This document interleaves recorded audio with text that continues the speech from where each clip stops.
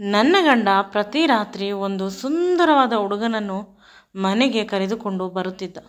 ನನಗೆ ತಿಳಿಯುತ್ತಿರಲಿಲ್ಲ. ನಾನು ಕೇಳಿದರೆ ಅವನು ಸರಿಯಾಗಿ ಪ್ರತಿಕ್ರಿಯೆ ಕೂಡ ನೀಡುತ್ತಿರಲಿಲ್ಲ. ಆದರೆ ಇಂದು ಬೆಳಿಗ್ಗೆ ಎಚ್ಚರವಾದಾಗ ಬೆಚ್ಚಿಬಿದ್ದೆ. ಆ ಸುಂದರವಾದ ಹುಡುಗನ ಜೊತೆ ನಾನು ಮಲಗಿದ್ದೇನೆ. ಸಂಪೂರ್ಣವಾಗಿ ಇಬ್ಬರು ಬೆತ್ತಲಾಗಿ. ಅಯ್ಯೋ, ಇದೆಲ್ಲ ಹೇಗಾಯಿತು? ನನ್ನ ಸಂಪೂರ್ಣ ಬದುಕು ಹಾಳಾಗಿ ಹೋಯಿತು. ಮುಂದೆ ನನ್ನ ಹೆಸರು ಸುಮಾ. ಅಪ್ಪ ಅಮ್ಮನ ಮುದ್ದಿನ ಮಗಳು. ಒಬ್ಬ ಅಣ್ಣ ಇದ್ದಾನೆ. ಅವನು ಕೂಡ ನನ್ನನ್ನು ಸ್ವಂತ ಮಗಳಂತೆ ನೋಡಿಕೊಳ್ಳುತ್ತಾನೆ. ಬದುಕಿನಲ್ಲಿ ಯಾವುದೇ ರೀತಿಯ ಕಷ್ಟಗಳಿಲ್ಲ, ಎಲ್ಲ ಸುಖವೇ. ಸ್ವಾವಲಂಬಿಯಾಗಬೇಕು, ನಾನು ದುಡಿಯಬೇಕು ಅಂತ ತುಂಬ ಹಾರ್ಡ್ ವರ್ಕ್ ಮಾಡುತ್ತಿದ್ದೇನೆ. ನನ್ನನ್ನು ನೋಡಿ ಅಮ್ಮ, ಆರಾಮವಾಗಿರು, ಏಕೆ ಇಷ್ಟೊಂದು ದುಡಿಯುತ್ತೀಯ? ಶ್ರೀಮಂತರ ಮನೆಗೆ ಮದುವೆ ಮಾಡುತ್ತಾರೆ ನಿನ್ನಪ್ಪ. ಊರಿನಲ್ಲಿ ಇರುವ ನಮ್ಮ ಜಮೀನಿನಲ್ಲಿ 1/2 ಎಕರೆ ಮಾರುತ್ತಾರೆ ಅಂತ ಹೇಳಿದಾಗ ನನಗೆ ಕರುಳು ಕಿತ್ತಂತೆ ಆಯಿತು. ಅಮ್ಮ, ಅದೆಲ್ಲ ಅಣ್ಣನ ಆಸ್ತಿ, ನೀನು ಯಾವುದೇ ಕಾರಣಕ್ಕೂ ನನಗಾಗಿ ಮಾರಬಾರದು. ನನಗೆ ನೀವು ಕೊಡಿಸಿರುವ ವಿದ್ಯೆ ಸಾಕು, ಅದರಿಂದ ಚೆನ್ನಾಗಿ ಸಂಪಾದನೆ ಮಾಡಿಕೊಳ್ಳುತ್ತೇನೆ. ನೀವು ನೆಮ್ಮದಿಯಾಗಿದ್ದರೆ ನಾನು ನೆಮ್ಮದಿಯಾಗಿರುತ್ತೇನೆ.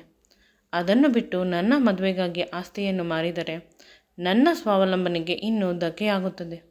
ನನ್ನನ್ನು ಪ್ರೀತಿ ಮಾಡುವ ಹುಡುಗನಿಗೆ ಮಾತ್ರ ನನ್ನನ್ನು ಕೊಟ್ಟು ಮದುವೆ ಮಾಡಬೇಕು. ಯಾವುದೇ ಕಾರಣಕ್ಕೂ ಹಣ, ಆಸ್ತಿ, ಅಂತಸ್ತು ಆಸೆ ಪಡುವ ಹುಡುಗನನ್ನು ನಾನು ಮದುವೆ ಆಗುವುದಿಲ್ಲ. ಮಾರನೇ ದಿನ ಅಣ್ಣ ಅವನ ಗೆಳೆಯನನ್ನು ಕರೆದುಕೊಂಡು ಬಂದಿದ್ದ. ಸರ್ಕಾರಿ ಕೆಲಸದಲ್ಲಿ ಇದ್ದಾನೆ. ಯಾವುದೇ ವರದಕ್ಷಿಣೆ ಬೇಡ, ಬದಲಿಗೆ ಮದುವೆ ಒಂದು ಚೆನ್ನಾಗಿ ಮಾಡಿಕೊಟ್ಟರೆ ಸಾಕು ಅಂತ ಹೇಳಿದರು. ಹುಡುಗ ನೋಡಲು ಆವ್ರೇಜ್, ಆದರೆ ತುಂಬ ಒಳ್ಳೆಯವನು ಅಂತ ಅನಿಸುತ್ತದೆ. ನನ್ನ ಜೊತೆ ಮಾತನಾಡಲು ಅಣ್ಣ ರೂಮಿಗೆ ಕಳಿಸಿದ್ದನು. ಆದರೆ ಹುಡುಗ ಜಾಸ್ತಿ ಏನೂ ಮಾತನಾಡಲಿಲ್ಲ. ಏನು ಓದಿದ್ದೀರಾ, ಏನು ಮಾಡುತ್ತಿದ್ದೀರಾ ಅಷ್ಟೇ. ನಿಮ್ಮ ಹೆಸರೇನು? ಸಣ್ಣ ಪುಟ್ಟ ಪ್ರಶ್ನೆಗಳನ್ನು ಕೇಳಿ ಹೊರಗೆ ಹೋದ. ನನಗೆ ಅರ್ಥವಾಗಲಿಲ್ಲ. ನನ್ನನ್ನು ಮದುವೆ ಆಗುವ ಹುಡುಗ ಪರ್ಸ್ನಲ್ ಆಗಿ ಏನಾದರೂ ಚೆನ್ನಾಗಿ ಮಾತನಾಡುತ್ತಾನೆ ಅಂದರೆ ಯಾವುದೋ ಇಂಟ್ರ್ಯೂ ರೀತಿ ಇತ್ತು. ಮನೆಯವರು ಕಮಿಟ್ ಆಗಿದ್ದರು, ಏಕೆಂದರೆ ಹುಡುಗನಿಗೆ ತುಂಬ ಆಸ್ತಿ ಬರುತ್ತದಂತೆ ಅವರ ಪಿತ್ರಾರ್ಜಿತವಾಗಿ. ಆದ್ದರಿಂದ ಎಲ್ಲರೂ ಖುಷಿಯಾಗಿ ಮದುವೆಗೆ ಒಪ್ಪಿಕೊಂಡಿದ್ದರು. ನನ್ನ ಬೇಕು ಬೇಡ ಯಾರಿಗೂ ಬೇಕಿರಲಿಲ್ಲ. ಹುಡುಗ ತುಂಬ ಒಳ್ಳೆಯವನಾದರೂ ನನ್ನಂತಹ ಲವಲವಿಕೆಯ ಹುಡುಗಿಗೆ ಸೂಟ್ ಆಗುವುದಿಲ್ಲ. ದೇವರ ಮೇಲೆ ಭಾರ ಹಾಕಿ ಮದುವೆಗೆ ಒಪ್ಪಿಕೊಂಡೆ. ಅಪ್ಪ ಅಮ್ಮ ತಮ್ಮ ಶಕ್ತಿ ಇದ್ದಷ್ಟು ಮದುವೆ ಮಾಡಿಕೊಟ್ಟರು. ಇದ್ದಕ್ಕಿದ್ದಂತೆ ನನಗೆ ಅಮ್ಮನನ್ನು ಬಿಟ್ಟು ಹೋಗುವುದು ತುಂಬ ಕಷ್ಟವಾಗುತ್ತಿತ್ತು. ನನ್ನ ಪ್ರಪಂಚ ಕೇವಲ ನನ್ನ ಅಮ್ಮ ಆಗಿದ್ದಳು. ಅಪ್ಪನ ಜೊತೆ ಸ್ವಲ್ಪ ದೂರ. ಅಣ್ಣ ತುಂಬ ಕ್ಲೋಸ್. ಅವನು ನನ್ನನ್ನು ಗಟ್ಟಿಯಾಗಿ ತಬ್ಬಿಕೊಂಡು ಜೋರಾಗಿ ಅಳಲು ಶುರು ಮಾಡಿದ. ನನಗೆ ಅವರ ಕಣ್ಣೀರನ್ನು ನೋಡಿ ಇನ್ನೂ ದುಃಖ ಜಾಸ್ತಿ ಆಯಿತು. ಇದೇ ದುಃಖದಲ್ಲಿ ಜೀವನ ಸಾಗಿಸಬೇಕೇನೋ ಅಂತ ಅಂದುಕೊಂಡೆ. ಆದರೆ ಅವರ ಮನೆಯಲ್ಲಿ ಇದ್ದ ಅವರ ಅಪ್ಪ ಅಮ್ಮ, ಅಕ್ಕಂದಿರು, ಅವರ ಮಕ್ಕಳು ನನ್ನನ್ನು ತುಂಬ ಪ್ರೀತಿಯಿಂದ ಕಂಡರು. ಈ ದುಃಖ ಮರೆಯಲು ಸ್ವಲ್ಪ ಸಹಾಯ ಮಾಡಿದರು. ಮೊದಲ ರಾತ್ರಿ ಇಬ್ಬರಿಗೂ ಟಯರ್ಡ್ ಆಗಿದ್ದರಿಂದ ನಮ್ಮ ಪಾಡಿಗೆ ನಾವುಗಳು ಮಲಗಿದೆವು. ಒಂದೇ ರೂಮಿನಲ್ಲಿ ಇದ್ದರೂ ಒಬ್ಬರನ್ನೊಬ್ಬರು ಸ್ಪರ್ಶ ಮಾಡಿಲ್ಲ. ಆದರೆ ಪ್ರತಿ ರಾತ್ರಿ ಇದೇ ರೀತಿ ಆಗುತ್ತಿತ್ತು. ನನ್ನ ಗಂಡ ಮೇಲೆ ಬಿದ್ದು ಬರುತ್ತಿರಲಿಲ್ಲ. ನನಗೆ ಅವನ ಬಳಿ ಹೋಗಲು ನಾಚಿಕೆ, ಅದರ ಜೊತೆಗೆ ಸ್ವಲ್ಪ ಸೆಲ್ಫ್ ರೆಸ್ಪೆಕ್ಟ್. ಅವನೇ ಮೊದಲು ಬರಲಿ ಅಂತ. ಅವನ ಅಪ್ಪ ಅಮ್ಮ, ಅಕ್ಕಂದಿರು, ಉಳಿದ ಎಲ್ಲ ನೆಂಟರುಗಳು ಒಬ್ಬೊಬ್ಬರಾಗಿ ಖಾಲಿಯಾದರು. ಮನೆ ಸಂಪೂರ್ಣವಾಗಿ ಖಾಲಿಯಾಗಿದೆ. ಈಗ ನಾನು ಮತ್ತು ನನ್ನ ಗಂಡ ಇಬ್ಬರೇ ಮನೆಯಲ್ಲಿ ಇರುವುದು. ಆ ಮನುಷ್ಯ ತುಂಬ ಸೈಲೆಂಟ್. ನನ್ನ ಅಣ್ಣ ಮತ್ತು ನಿಮಗೆ ಯಾವ ರೀತಿಯ ಪರಿಚಯ ಅಂತ ಕೇಳಿದೆ. ನಿನ್ನ ಅಣ್ಣನ ಗೆಳೆಯ, ನನ್ನ ಗೆಳೆಯ ಇಬ್ಬರೂ ಒಂದೇ, ಅವರ ಮೂಲಕ ಅಷ್ಟೇ. ನಿನ್ನ ಅಣ್ಣನ ಬಗ್ಗೆ ನನಗೇನು ಜಾಸ್ತಿ ತಿಳಿದಿಲ್ಲ ಅಂತ ಹೇಳಿದಾಗ ಬೆಚ್ಚಿಬಿದ್ದೆ.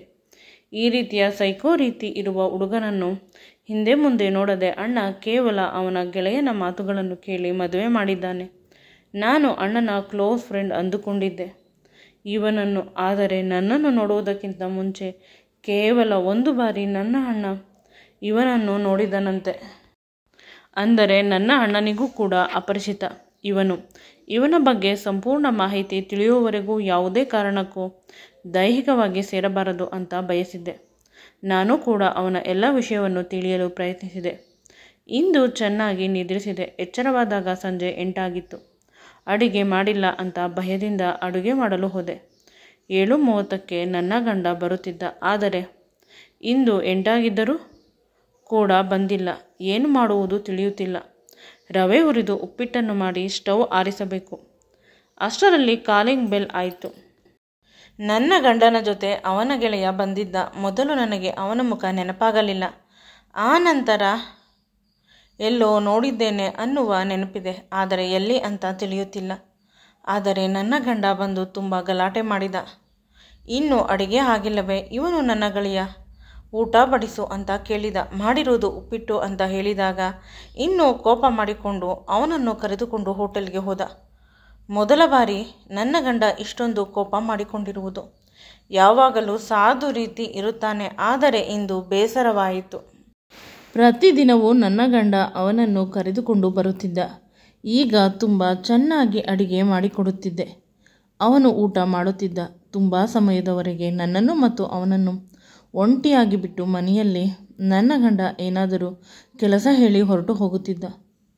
ಮೊದಲು ಏನೂ ಅನಿಸುತ್ತಿರಲಿಲ್ಲ. ಆದರೆ ಇಂದು ಅವನು ಮಾತನಾಡಿದ್ದು ನೋಡಿ ಸ್ವಲ್ಪ ಬೇಜಾರಾಯಿತು. ಅವನು ನನ್ನನ್ನು ತುಂಬ ಪ್ರೀತಿ ಮಾಡುತ್ತಿರುವ ಹಾಗೆ, ನನ್ನನ್ನು ಆರಾಧಿಸುತ್ತಿರುವ ಹಾಗೆ ಹೇಳಿದ. ಆಗ ನಾನು ಅವನ ಕೆನ್ನೆಗೆ ಹೊಡೆದೆ. ನಾಚಿಕೆ ಆಗುವುದಿಲ್ಲವೇ?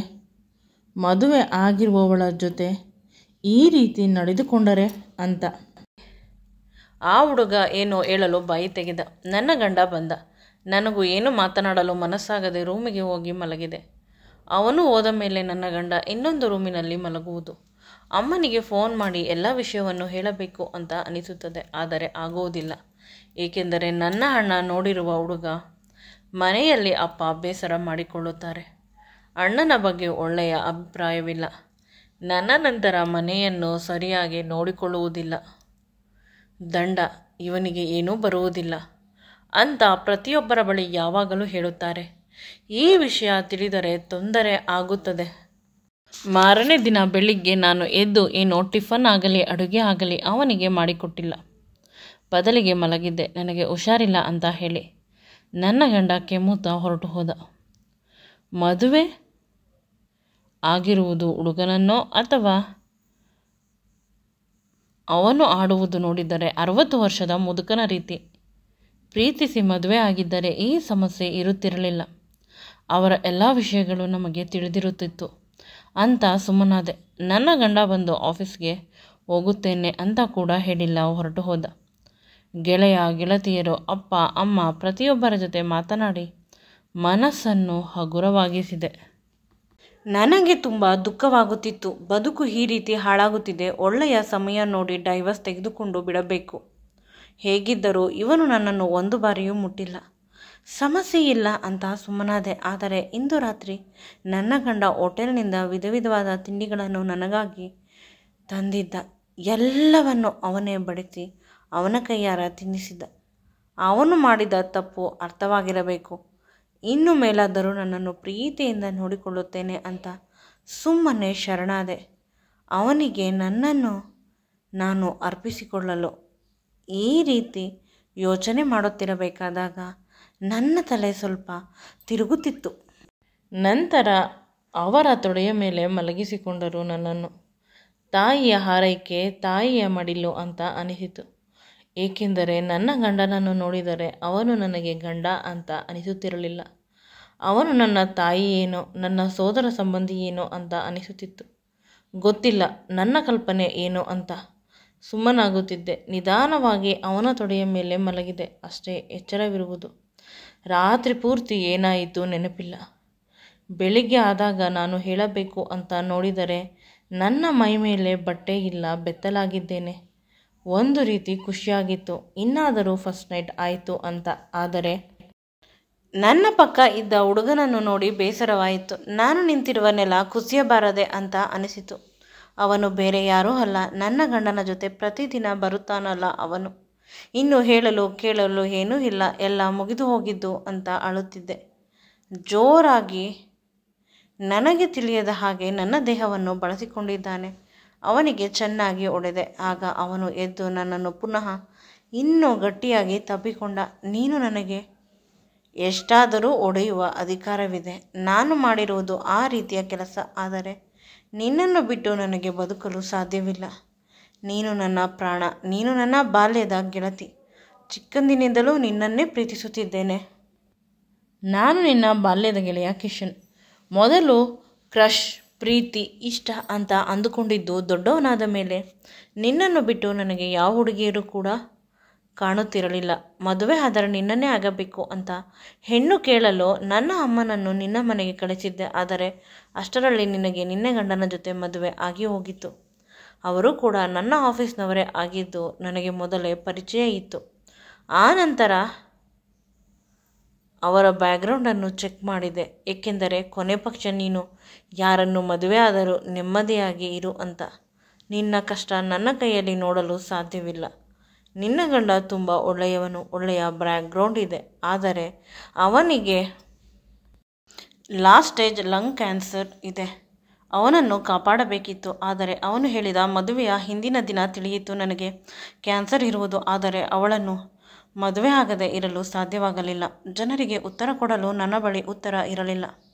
ಕೊನೆ ಪಕ್ಷ ಅವಳನ್ನು ಮುಟ್ಟದೇ ಇರಬಹುದು. ಅವಳಿಗೆ ನನಗಿಂತ ಒಳ್ಳೆಯ ಹುಡುಗನನ್ನು ನೋಡಿ ಮದುವೆ ಮಾಡುತ್ತೇನೆ ಅಂತ ಅಂದ. ಅದಕ್ಕೆ ಪದೇ ಪದೇ ಇವರನ್ನು ಮನೆಗೆ ಕರೆದುಕೊಂಡು ಬರುತ್ತಿದ್ದೆ. ನಮ್ಮಿಬ್ಬರ ಮಧ್ಯೆ ಗೆಳೆತನ ಬೆಳೆಯಲಿ ಅಂತ. ಆದರೆ ನೀನು ಒಪ್ಪುತ್ತಿರಲಿಲ್ಲ. ಈಗಲೂ ಕೂಡ ನಿನ್ನನ್ನು ಪ್ರೀತಿಸುತ್ತಾನೆ. ನಾವು ಪ್ರೀತಿಸುವವರಿಗಿಂತ ನಮ್ಮನ್ನು ಪ್ರೀತಿಸುವವರನ್ನು ಮದುವೆ ಆಗಬೇಕು. ಆಗ ನನ್ನ ಎಲ್ಲ ಕಥೆಯನ್ನು ಹೇಳಿದೆ. ನಾನು ನಿನ್ನನ್ನು ಚಿಕ್ಕವಳಾದ ದಿನದಿಂದಲೂ ಕೂಡ ಪ್ರೀತಿಸುತ್ತಾ ಇದ್ದೇನೆ. ಅವರು ನಮ್ಮಿಬ್ಬರನ್ನು ಒಂದು ಮಾಡಲು ತುಂಬ ಪ್ರಯತ್ನಿಸಿದರು. ಆದರೆ ನೀನು ನಿನ್ನ ಪ್ರಪಂಚದಲ್ಲಿ ಇರುತ್ತಿದ್ದೆ. ನಿನ್ನ ಅಪ್ಪ ಅಮ್ಮನಿಗೆ ತಿಳಿದರೆ ಅವರು ಬೇರೆ ಸಂಬಂಧವನ್ನು ನೋಡಿ ಮದುವೆ ಮಾಡುತ್ತಾರೆ.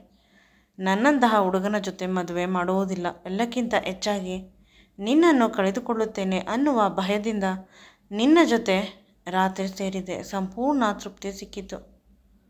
ಆಗ ನಾನು ಮದುವೆಗೆ ಒಪ್ಪಿಕೊಂಡಿಲ್ಲವಾದರೆ ನಿನ್ನ ಜೊತೆ ಅಂದೆ. ಒಂದು ರಾತ್ರಿ ಕಳೆದೆ. ಆ ರಾತ್ರಿಯನ್ನು ಜೀವನ ಪರ್ಯಂತ ನೆನಪು ಇಟ್ಟುಕೊಂಡು ಬದುಕುತ್ತೇನೆ ಅಂತ ಹೇಳಿದ. ಅವನ ಕಣ್ಣುಗಳಲ್ಲಿ ಪಶ್ಚಾತ್ತಾಪದ ಕಣ್ಣೀರು ಇತ್ತು. ನಾನು ಯಾವುದೇ ಉತ್ತರವನ್ನು ಕೊಡದೆ ನನ್ನ ರೂಮಿಗೆ ಹೋಗಿ ಬಾಗಿಲನ್ನು ಗಟ್ಟಿಯಾಗಿ ಹಾಕಿದೆ. ಪ್ರತಿದಿನವೂ ಕೂಡ ನಾನು ಇಬ್ಬರ ಜೊತೆ ಮಾತನಾಡುತ್ತಿರಲಿಲ್ಲ. ಅವರಿಬ್ಬರು ಹೊರಗಡೆ ಹೋದಾಗ ಹಾಲಿಗೆ ಹೋಗುತ್ತಿದ್ದೆ. ಮನೆಗೆ ಹೋಗಿ ಪೇರೆಂಟ್ಸ್ಗೆ ಎಲ್ಲ ವಿಷಯ ಹೇಳಲು ಭಯ. ನಾನು ದೈಹಿಕವಾಗಿ ಮಲಿನವಾಗಿದ್ದೆ. ಇದಾದ ಸ್ವಲ್ಪ ದಿನಕ್ಕೆ ರಾತ್ರಿ ಮಲಗಿದ್ದ ನನ್ನ ಗಂಡ ಬೆಳಿಗ್ಗೆ ಹೇಳಲಿಲ್ಲ. ಆಗ ಎಲ್ಲ ಕಾರ್ಯವನ್ನು ಮುಂದೆ ನಿಂತುಕೊಂಡು ಕಿಶನ್ ಮಾಡಿಸಿದ. ನನ್ನ ಅಪ್ಪ ಅಮ್ಮ ಜೋರಾಗಿ ಅಳುತ್ತಿದ್ದರು. ನಮ್ಮ ಮಗಳ ಬದುಕು ಹಾಳಾಗಿ ಹೋಯಿತು ಅಂತ. ಆಗ ನಾನು ನಡೆದ ಎಲ್ಲ ವಿಷಯವನ್ನು ಹೇಳಿದೆ. ಮೊದಲು ನನ್ನ ಅಪ್ಪ ಚೆನ್ನಾಗಿ ಹೊಡೆದ. ನಂತರ ನಿನ್ನ ಹಣೆ ಬರಹ ಮಗಳೇ, ನೀನು ಹೇಗೆ ಹೇಳಿದರೆ ಹಾಗೆ. ಮದುವೆ ಆದರೆ ಮದುವೆ ಮಾಡುತ್ತೇನೆ, ಬೇಡ ಅಂದರೆ ನಡೆ ಹೋಗೋಣ ಅಂದರು. ನನ್ನ ಗಂಡನ ಎಲ್ಲ ಕಾರ್ಯಗಳು ನಡೆದ ಮೇಲೆ ನಾನು ಅಪ್ಪನ ಮನೆಗೆ ಹೋಗಲು ರೆಡಿಯಾದೆ. ಅಷ್ಟರಲ್ಲಿ ಲಾಯರ್ ಬಂದು ನನ್ನ ಗಂಡನ ಸಂಪೂರ್ಣ ಆಸ್ತಿಯನ್ನು ನನ್ನ ಹೆಸರಿಗೆ ಬರೆದಿದ್ದನ್ನು ಕೊಟ್ಟರು. ನಿಮ್ಮ ಗಂಡ ನಿಮ್ಮನ್ನು ತುಂಬ ಪ್ರೀತಿಸುತ್ತಾರೆ. ಅವರು ಹೋದ ನಂತರ ಅವರ ಪಿತ್ರಾರ್ಜಿತ ಸ್ವಯಾರ್ಜಿತ ಎಲ್ಲ ಆಸ್ತಿಗೂ ಕೂಡ ನೀವೇ ಮಾಲೀಕರು. ಅವರಿಗೆ ನಿಮ್ಮನ್ನು ಬಿಟ್ಟರೆ ಇನ್ನು ಯಾರೂ ಪ್ರೀತಿ ಪಾತ್ರರು ಇಲ್ಲ. ನನಗೆ ಆಶ್ಚರ್ಯವಾಗಿತ್ತು. ಅವರ ಅಪ್ಪ ಅಮ್ಮ ಅಕ್ಕಂದಿರು ಮದುವೆಗೆ ಬಂದಿದ್ದರು. ಅಂದರೆ ಅವರೆಲ್ಲ ಕಸಿನ್ಸ್ ಅಷ್ಟೇ, ಸ್ವಂತ ಅಲ್ಲ. ನಿಮ್ಮ ಗಂಡ ಹುಟ್ಟಿದ ಸ್ವಲ್ಪ ದಿನಕ್ಕೆ ಅವರ ಅಪ್ಪ ಅಮ್ಮ ಸತ್ತು ಹೋಗಿದ್ದರು. ಅವರ ಚಿಕ್ಕಪ್ಪನೇ ಸಾಕಿದ್ದು ಅವರನ್ನು. ನಂತರ ತಿಳಿಯಿತು ಅವರು ಕೇವಲ ನಿಮ್ಮ ಗಂಡನ ಆಸ್ತಿಗಾಗಿ ಇದ್ದಾರೆ ಅಂತ. ಅದಕ್ಕಾಗಿ ಅವರು ಎಲ್ಲ ಆಸ್ತಿಯನ್ನು ನಿಮಗಾಗಿ ಬರೆದಿದ್ದಾರೆ ಅಂತ ಹೇಳಿದರು. ಆಗ ಅಪ್ಪನಿಗೆ ಹೇಳಿದೆ, ನನ್ನ ಗಂಡ ನನ್ನ ಬಗ್ಗೆ ಇಷ್ಟೊಂದು ಯೋಚನೆ ಮಾಡಿದ್ದಾನೆ ಅಂದರೆ ಕಿಶನ್ ಕೂಡ ತುಂಬ ಒಳ್ಳೆಯವನು ಇರಬಹುದು ಅಪ್ಪ. ಅವನ ಜೊತೆಗೆ ಬದುಕುತ್ತೇನೆ. ಕೊನೆ ಪಕ್ಷ ನನ್ನ ಗಂಡನ ಆತ್ಮಕ್ಕೆ ಶಾಂತಿ ಸಿಗುತ್ತದೆ ಅಂತ ಅವರನ್ನು ಕಳಿಸಿದೆ. ನನ್ನ ಮತ್ತು ಕಿಶನ್ನ ಮದುವೆಯನ್ನು ದೇವಸ್ಥಾನದಲ್ಲಿ ಸರಳವಾಗಿ ಮಾಡಿಕೊಂಡೆವು. ದಿನಗಳು ಕಳೆದಂತೆ ನನ್ನ ಮತ್ತು ಕಿಶನ್ ನಡುವೆ ಇರುವ ದೂರ ಕಡಿಮೆಯಾಗಿ ನಾವಿಬ್ಬರು ಒಂದಾದೆವು. ಈಗ ನಾವಿಬ್ಬರು ಅನ್ಯೋನ್ಯವಾಗಿ ಸಂಸಾರ ನಡೆಸುತ್ತಿದ್ದೇವೆ. ಅದರ ಫಲವಾಗಿ ನಮ್ಮಿಬ್ಬರಿಗೆ ಮೊದಲು ಗಂಡು ಮಗು ಹುಟ್ಟಿದ. ಅವನು ಸತ್ತು ಹೋದ. ನನ್ನ ಮೊದಲ ಗಂಡನ ರೀತಿ ಇದ್ದ. ಈಗ ಅವನ ಆಸ್ತಿಯನ್ನು ತಿನ್ನಲು ಬಂದಿದ್ದಾನೆ ಅಂದುಕೊಂಡು ನಾವು ಪ್ರೀತಿಯಿಂದ ಸಾಕುತ್ತಿದ್ದೇವೆ. ಈ ವಿಡಿಯೋ ನಿಮಗೆ ಇಷ್ಟವಾಗಿದ್ದಲ್ಲಿ ನನ್ನ ಚಾನಲನ್ನು ಲೈಕ್ ಮಾಡಿ, ಶೇರ್ ಮಾಡಿ ಮತ್ತು ಸಬ್ಸ್ಕ್ರೈಬ್ ಮಾಡಿ. Thank you.